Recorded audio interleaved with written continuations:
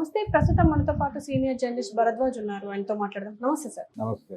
Sir, పూలే cinema ఎట్టకేలకు release అయ్యింది. దీని రివ్యూ ఎలా ఉంది?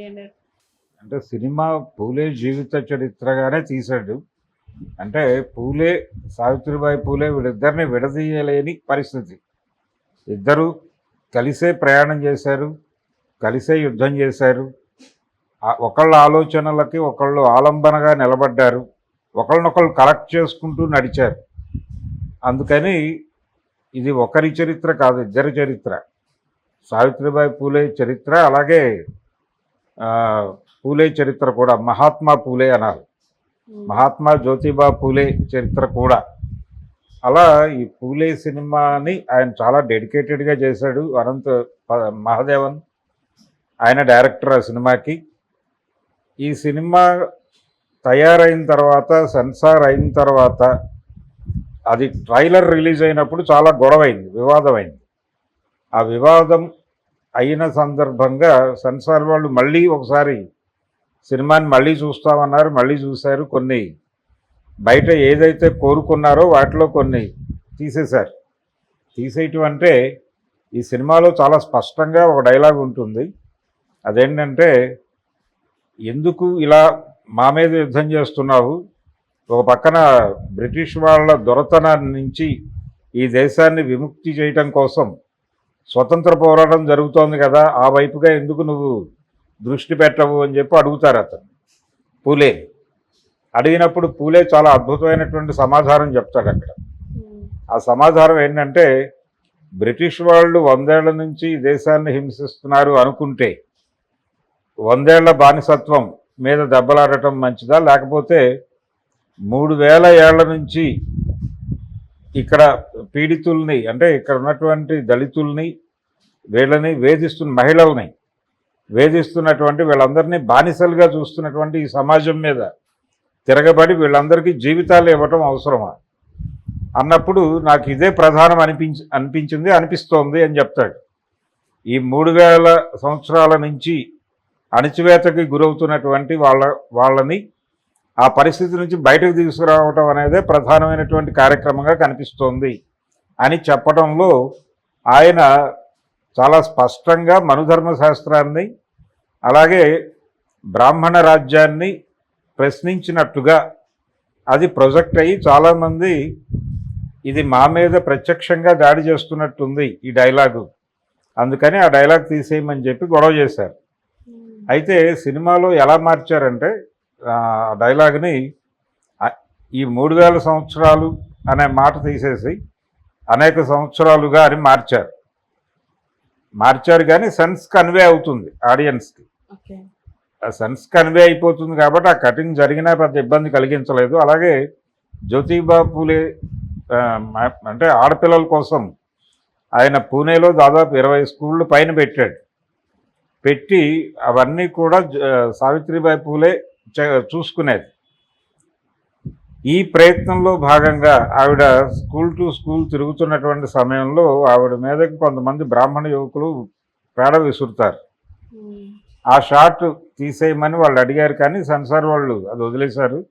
అది సినిమాలో ఉంది ఆ సన్నివేశం. అలాంటివి కొన్ని ఇబ్బందికరమైనటువంటి పరిస్థితుల నుంచి మొత్తానికి తట్టుకుని, యాక్చువల్గా పూలే జయంతి రోజు రిలీజ్ అవ్వాలి ఆ సినిమా. ఆ టైంలో ఈ సెన్సార్కి సంబంధించిన అభ్యంతరాలు వచ్చి బ్రాహ్మణ సమాజం నుంచి వచ్చిన అభ్యంతరాల మేరకు సినిమాని రీసెన్సార్ చేసి వదిలారు. అందుకని ఆయన జయంతి రోజు రిలీజ్ అవ్వాల్సిన సినిమా 25వ తారీఖు రిలీజ్ అయింది. ఈ సినిమా చూడాలని చెప్పి చాలామంది తపనతో ఉన్నారు. ఎటువంటి ప్రమోషన్ లేకుండానే థియేటర్కి జనాలు వచ్చారు.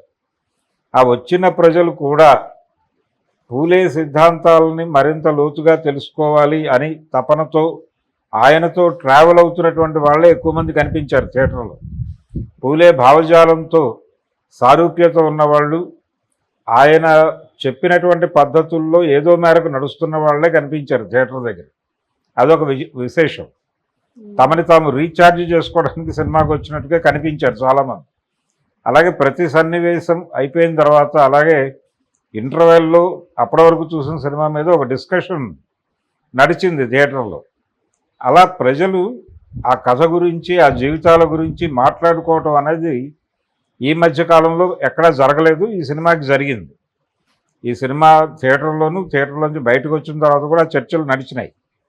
జనరల్గా ఏదైనా మీటింగ్ అయిపోయిన తర్వాత బయటకు వచ్చి ఆ మీటింగ్కి సంబంధించి మాట్లాడుకుంటారు. ఈ పూలే సినిమా కంప్లీట్ అయిపోయిన తర్వాత ఆ థియేటర్ బయట చిన్న చిన్న మీటింగ్స్ జరిగినాయి. అది ఆ సినిమా ఏ రేంజ్ ప్రభావం వేస్తోంది ఆడియన్స్ మీద అనటానికి అది ఉదాహరణ. పూలే కథ కొత్తగా చెప్పేది ఏం లేదు, అందరికీ తెలుసు. ఆయన చాలా స్పష్టంగా ఆయన చెప్పినటువంటి డైలాగులోనే 3000 సంవత్సరాల నుంచి ఈ దేశాన్ని తమ అదుపులో పెట్టుకుని, తమ చెప్పు చేతల్లో పెట్టుకుని నడిపిస్తూ అనేక మందిని బానిసలుగా మార్చి ఈ బానిసల మీద రాజ్యం చలాయిస్తున్నటువంటి పరిస్థితుల్ని ప్రతిఘటించడానికి, సాంస్కృతికంగాను అన్ని విధాలుగాను ప్రతిఘటించడానికి ఆయన చదువుని నమ్ముకున్నాడు. చదువు అనేటువంటి ఆయుధాన్ని పట్టుకుంటే కొంతవరకు దీని నుంచి బయటపడవచ్చు అనుకున్నాడు. దాదాపుగా అంబేద్కర్ అనుకున్నది కూడా అదే. అందుకని చదువుకోండి అనేది ప్రధానమైనటువంటి పిలుపు. అయితే ఇక్కడ ఆడపిల్లలు చదువుకోవాలి అని పిలుపునిచ్చాడు ఆయన.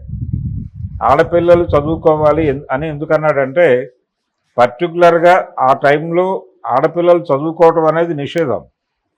దొంగచాటుగా ఆడపిల్లల్ని తీసుకెళ్ళి చివరికి ఈ చెత్త పారేసేటువంటి ట్రాలీల్లో ఆడపిల్లల్ని కూర్చోబెట్టి పైన చెత్త కప్పి తీసుకెళ్ళి స్కూల్ దగ్గర వదలాల్సినటువంటి ఒక దౌర్భాగ్య పరిస్థితి ఉండేది అప్పుడు.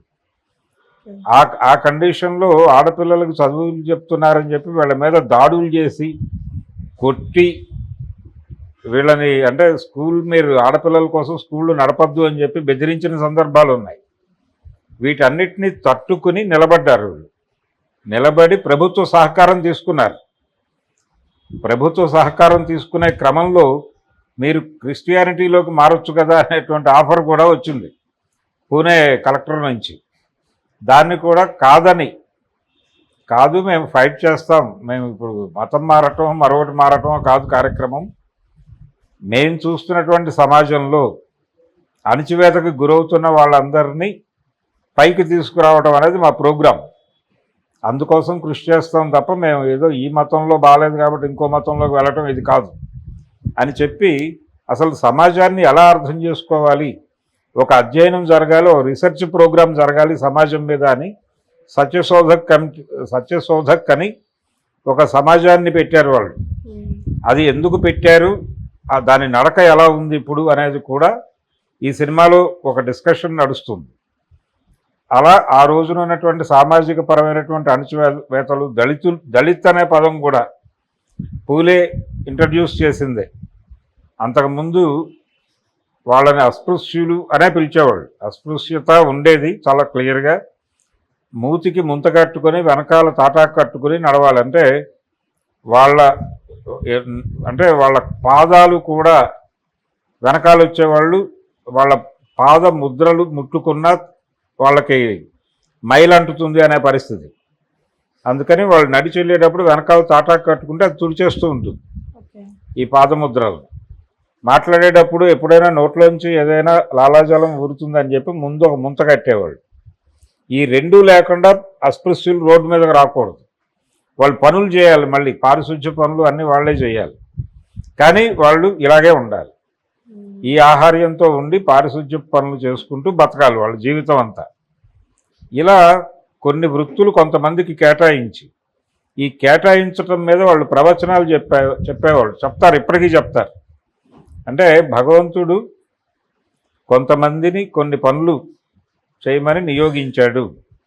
ఆ నియోగించిన వారు ధర్మం తప్పకుండా ఆ పని చేస్తే ఆ పని చేయాలి. వాళ్ళు ధర్మం తప్పకుండా ఉండటం అంటే వారికి ఏ పని నిర్దేశించారో ఆ పని చేసుకుంటూ వెళ్ళటమే ధర్మాన్ని నిలబెట్టడం.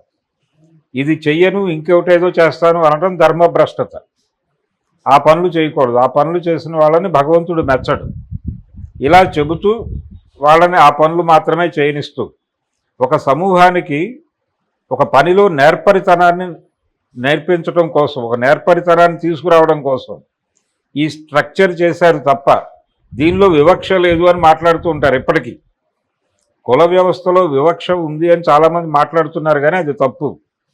వాళ్ళకి ఆ పనిలో నైపుణ్యం వస్తుంది కాబట్టి వాళ్ళ తర్వాత తరాలకు ఆ నైపుణ్యం ట్రాన్స్ఫర్ అవుతుంది. పారిశుధ్యం పనులు చేసే వాళ్ళకి పారిశుధ్యం పనులు ఎలా చేయాలో వాళ్ళు అలాగే నేర్చుకుంటూ ఆ పనిలో ట్రావెల్ అవుతూ ఉంటారు. నైపుణ్యం పెరుగుతుంది వాళ్ళకి. మంత్రాలు చదివే వాళ్ళకి మంత్రాలు చదవడంలో నైపుణ్యం పెరుగుతుంది. తద్వారా వాళ్ళు మరింత నైపుణ్యంతో పనిచేస్తారు. జనరేషన్స్ టుగెదర్ ఇలా మాట్లాడుతున్నారు చాలామంది. అంటే వాళ్ళు మాత్రమే ఎందుకు పనిచేయాలి, అదే నేర్పడతనం వీళ్ళ పిల్లలకి నేర్పించవచ్చు కదా. బ్రాహ్మణ పిల్లలకి పారిశుధ్యం పని, అక్కడ పారిశుధ్యం పనులు చేస్తున్న వాళ్ళకి మంత్రాలు నేర్పిస్తే 3-4 జనరేషన్ల తర్వాత సెటిలైట్ అవుతారు కదా. ఆ పని ఎందుకు చేయరు అంటే చేయరు. ఆ పని చేయటం ధర్మభ్రష్టత అంటారు మళ్ళీ.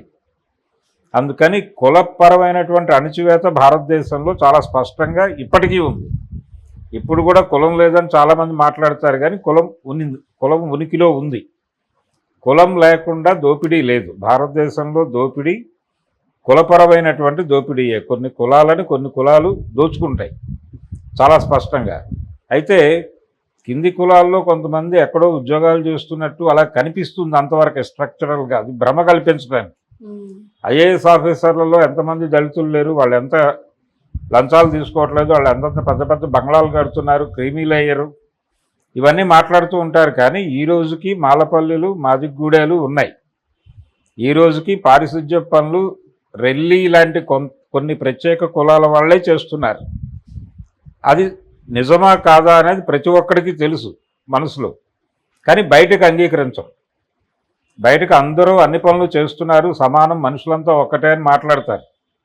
మనుషులంతా ఒక్కటే అనే పరిస్థితి డెఫినెట్గా భారతదేశంలో లేదు ఇంకా.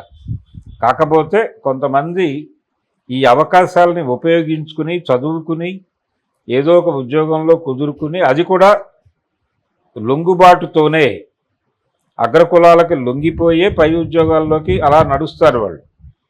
వాళ్ళని నడిపేటువంటి శక్తులన్నీ అగ్రకులాలే. ఈ దళిత కులాల నుంచి ఐఏఎస్లు ఐపీఎస్లు అయిన వాళ్ళ జీవితాల లోతుల్లోకి వెళ్ళి చూస్తే కనిపిస్తుంది వాళ్ళు ఏ లెవెల్లో, అంటే పై స్థాయిలో బానిసత్వం చేస్తారు. కాబట్టి ఇది కూడా అందరికీ తెలిసిన విషయమే, కాకపోతే మాట్లాడటానికి ఎవడో ముందుకు రాడు అంతే. కాబట్టి ఈ రోజుకి ఉన్నటువంటి పరిస్థితి ఇదే. పూలే ఈ పరిస్థితులకు వ్యతిరేకంగా దెబ్బలాడి చదువు అనేటువంటి దీపం వీళ్ళ చేతుల్లో పెడితే కొంత జీవితాలు మెరుగుపడతాయి అని మొదలుపెట్టాడు ఆయన. దళితుల్ని చదువుల్లోకి తీసుకురావడం, అలాగే మహిళల్ని, అన్ని కులాల్లో ఉన్నటువంటి మహిళల్ని చదువులోకి తీసుకురావడం, వాళ్ళని చదివించి వాళ్ళ కాళ్ళ మీద వాళ్ళు నిలబడే పరిస్థితి తీసుకురావడం, విధవా పునర్వివాహం, ఇవన్నీ ఈ కార్యక్రమాలే. ఇప్పుడు ఇక్కడ వీరేశలింగం పంతులు గారు, గురజాడ అప్పారావు గారు, అలాగే బెంగాల్లో రాజా రామ్మోహన్ రాయ్, వీళ్ళందరూ ఏం చేశారో అదే చేశాడు ఆయన మహారాష్ట్రలో.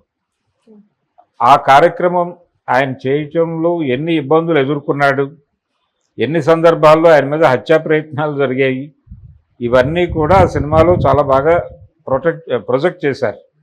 అలాగే పూలే ఐడియాలజీని, జ్యోతిబా పూలే ఐడియాలజీని, అలాగే సావిత్రిబా పూలే ఐడియాలజీని, ఆవిడ పూలే అంత నిబ్బరంగా అంతకాలం తన ఉద్యమాన్ని నడపడానికి ఆవిడ అందించిన తోడ్పాటు ఏమిటి అనేది కూడా చాలా బాగా చూపించారు సినిమాలో. అలాగే వాళ్ళిద్దరి సమన్వయం, ప్రతీక్ గాంధీ ఆ క్యారెక్టర్ యాక్ట్ చేశాడు, పత్రలేఖ అనేటువంటి నటి సావిత్రిబా పూలే క్యారెక్టర్ చేసింది అమ్మాయి. ఇద్దరూ చాలా బాగా ఆ క్యారెక్టర్స్ని అర్థం చేసుకుని మనం ఒక జీవితాన్ని ప్రజల ముందుకు తీసుకొస్తున్నాము అనే స్పిరిట్తో చేశారు ఆ క్యారెక్టర్. అది చాలా బాగా జనాలకు కనెక్ట్ అయింది. ఎక్కడా కూడా ఏదో సినిమా చూస్తున్నాం అనేది కాకుండా వాస్తవ జీవితాలు చూస్తున్నామనే జనం ఫీల్ అయ్యారు సినిమా చూస్తున్నంతసేపు. అదేదో ఎప్పుడో కాలంలో జరిగినట్టేం లేదు, అది రోజువారీ జీవితంలో ఉన్న ఘటనలే. ఇప్పటికీ అదే పరిస్థితుల్లోనే, అంతకు భిన్నమైనటువంటి పరిస్థితులు ఏం లేవు.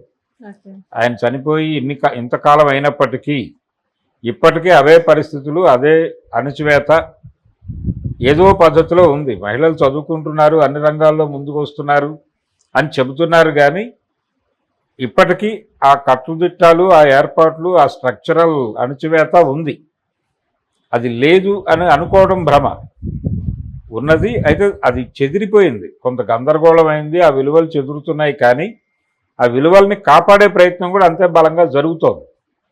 అందుకని దీన్ని పూలే సినిమాని కేవలం సినిమాగా మాత్రమే కాకుండా జనాల్ని ఎడ్యుకేట్ చేస్తున్నటువంటి ఒక సినిమాగా చూడాలి దాన్ని. ఆ సినిమాని ఆ ఉద్దేశంతో, అది నిజానికి తెలుగులో డబ్ చేసి ఉంటే బాగుండేది. చావా సినిమాని వాళ్ళు బాగానే ప్రమోట్ చేశారు, అంటే వాళ్ళకు అవసరమైన భావజాలం కాబట్టి ప్రమోట్ చేశారు. నిజానికి శివాజీ మహారాజుని ప్రజలకి పరిచయం చేసి శివాజీని మన హీరోగా అనుకోవాలి అనే విషయాన్ని ప్రమోట్ చేసిన వాడు పూలే మహారాష్ట్రలో. ఓకే.